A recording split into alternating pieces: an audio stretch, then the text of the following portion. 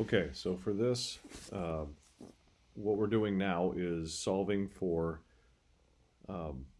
equations when we have multiplication and division instead of adding and subtracting.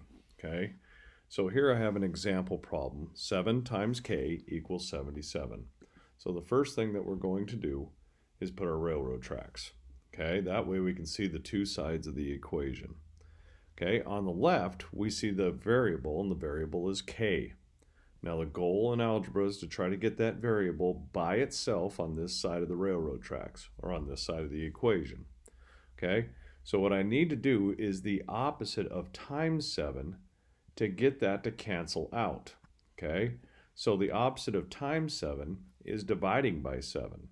Okay, so 7 divided by 7 is 1, and we'll have 1k over here, and that's exactly what we want. Okay, so after I divide by 7 on this side, I have to do the same thing on the other side as well. To keep your equation balanced, whatever you do to one side, you have to do it to the other side. Okay, so on both sides now, we're going to divide by 7.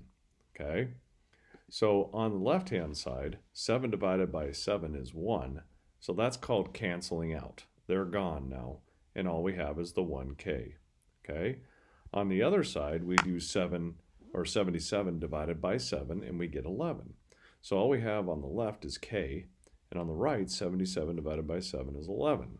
Okay, so our answer here is k is 11. So if I plug it in for k and I check, that would mean 7 times 11 would equal 77, and that is true. So that must be a true value for k. Here's an example of a division problem. Okay, so like p divided by 5 equals 10.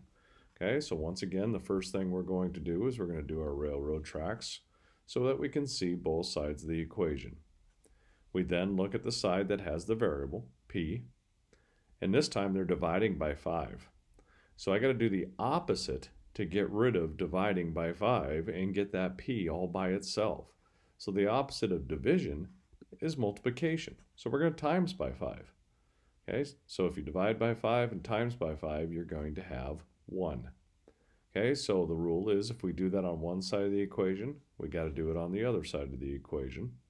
So both sides are going to get times 5. Now that divide by 5 and times 5 will get canceled out, so it's now gone, and that means just the letter p is left on the left-hand side of the equation.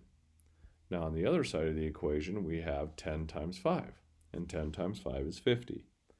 So we have now the value for p, or p equals 50. So if I put 50 in for p, 50 divided by 5 would equal 10, and that is a true equation.